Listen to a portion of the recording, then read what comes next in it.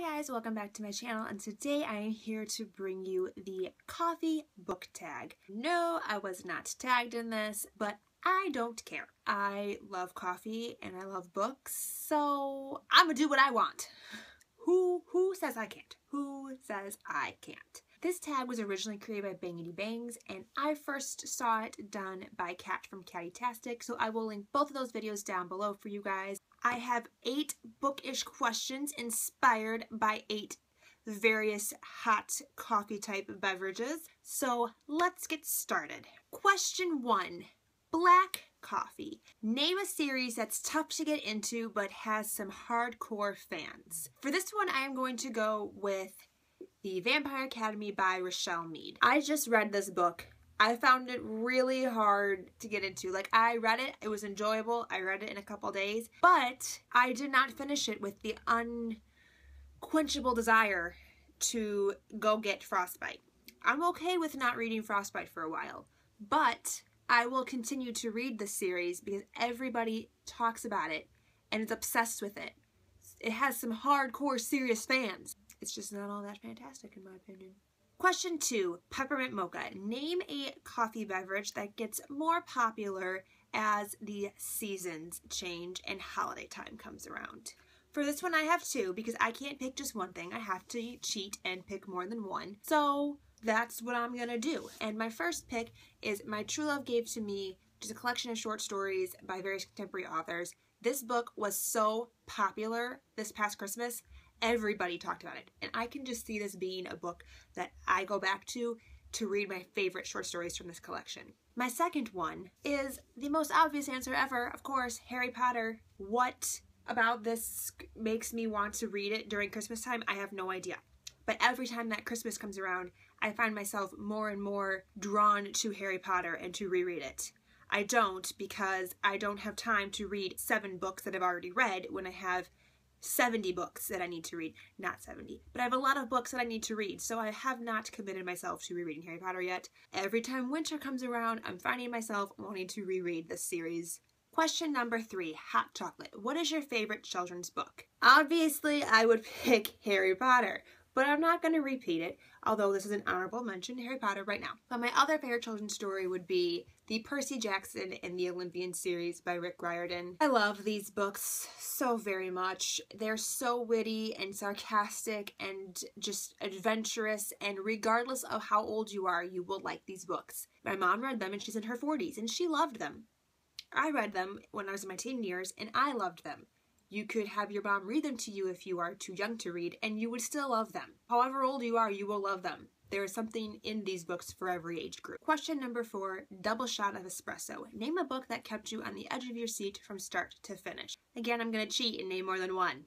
The first one, this book did take me about 150 pages to get into, so I wouldn't say it was keeping me on my edge of my seat from start to finish. This book is the answer to this question because it gave me such anxiety.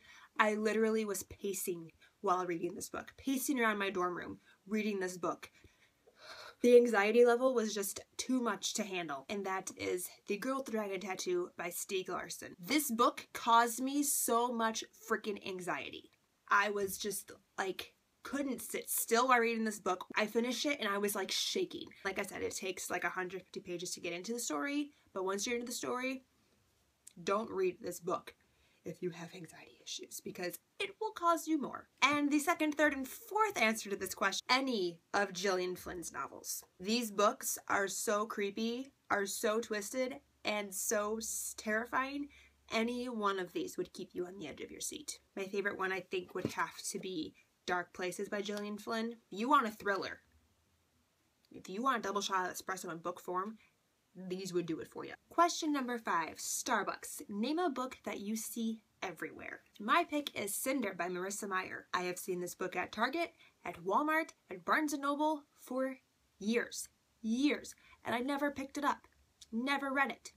And then I started watching BookTube, and everybody, the community of BookTube has read this, and it was everywhere, especially since winter comes out this year. It was following me.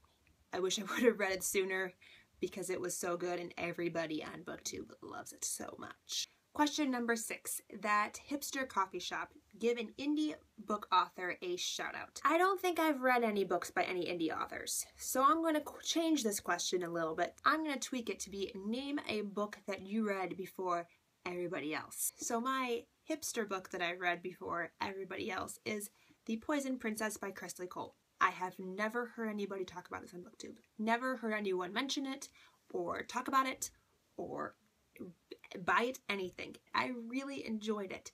Yes, there is a lot of romance and tension, and it kind of can distract you from the storyline a little bit, but the concept with the tarot cards is so cool that I wish more people would read this book, because this book is so good. It's about a 16-year-old girl who survives the apocalypse and then finds out the apocalypse invokes some crazy centuries-old tarot game, and she's a part of the tarot game. She's actually a tarot card, and she has to compete in this game, and it's the fight to the death, and the one that wins gets to live on for immortality until the next game starts. That's super cool and different. Here I am right now telling you to read this book. Question number 7.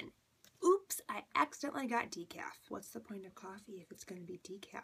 Name a book that you were expecting more from. Allegiant by Veronica Roth. I hate this book. I hate this whole book. I used to love Divergent and Insurgent, and I read this book and it ruined it for me. So now when people talk about the Divergent series, I pretend this book didn't even exist. But I don't just hate it for the reason y'all think I hate it. I hate it because the entire book was just lacking. I expected so much more from this series than I got. I hate this book so much, and I really wanted to love it.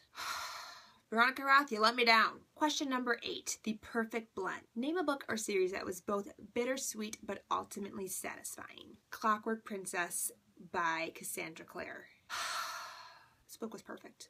This series was perfect. I read the initial Mortal Instruments series first, and then I read this series alternating with the second half of the Mortal Instruments series. Finished this book and preferred this to Mortal Instruments because it was just so satisfying. She ended it perfectly. This is how a conclusion book should be. This book was sad and funny and just bitter and sweet and perfect and wonderful, and it made me so happy, and I probably cried when I finished this book because it was everything I wanted it to be. She wrapped up the love triangle in the most perfect way, and nothing about this book made me sad. Well, I mean, I was sad while reading it, but I wasn't upset with anything that she did in this book. I too have a fangirl crush on William Herondale. I love those Herondale boys. I love me a bad boy with a sweet center.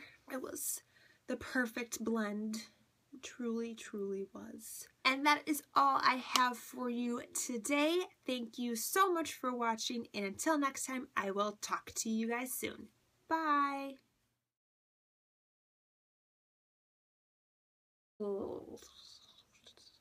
And that sounded stupid. Question. Do you like the pretty new covers? I have the original covers, but these ones are just so much prettier. So they're like really bendy though. So I mean, so perfect and wonderful and happy and sad and perfect. There's nothing in it because I felt like that would be dangerous. What is your favorite coffee? I like a very light roast. I don't like the taste of coffee too much. I like my coffee to be more like hot chocolate. White chocolate mochas from Starbucks are my favorite, as well as peppermint mochas from Starbucks are also my favorite. Those should just be available all year round. Peppermint is appropriate regardless of the season. Just like Williams and Sonoma's peppermint bark. That should also be available year round because that is the most delicious thing to ever been created.